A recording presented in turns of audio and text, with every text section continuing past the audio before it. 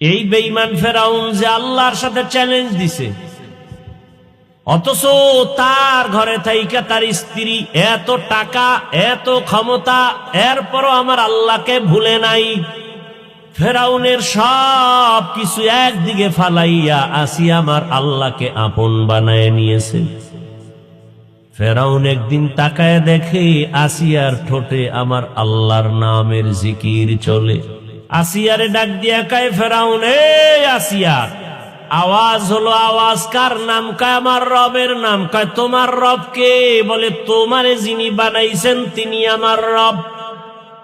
ইন্নাল্লাযীনা ক্বালু রাব্বুনাল্লাহ,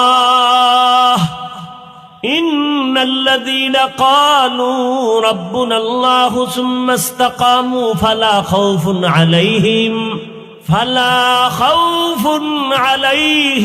ওয়ালা হুম ইয়াহজানুন।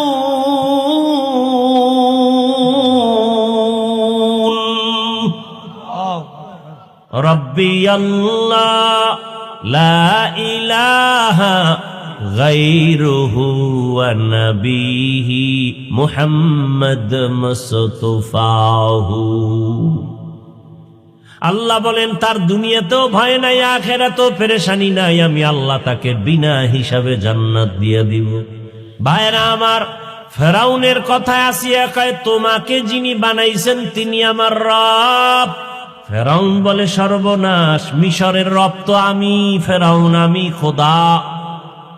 আসিয়া কয় মিশরের সব নারী পুরুষ তোমাকে রব মানে, আমি মানি না, আমার রব হলেন আল্লাহ। ফেরাউন বলে সর্বনাশ, তুমি যদি আমাকে রব স্বীকার না করো, মিশরের সবাই রব মানলেও আমার কোনো দাম নাই, ভ্যালু নাই, পাওয়ারলেস। তুমি আমাকে রব মানো।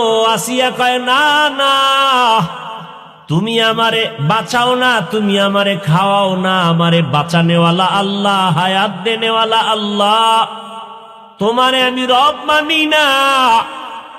আসিয়ার এই কথা শুনে ফেরাউনের মাথা গরম হয়ে গেল।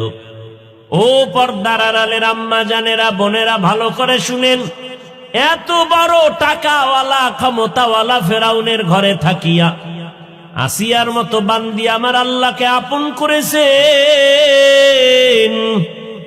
আর আপনার স্বামী তো ফেরাউনের মতো খারাপ না। আপনার স্বামী তো আপনাকে নামাজ পড়তে নিষেধ করে না, রোজা রাখতে নিষেধ করে না, আপনি বাচ্চাকে কোরআন শিখাবেন নিষেধ করে না।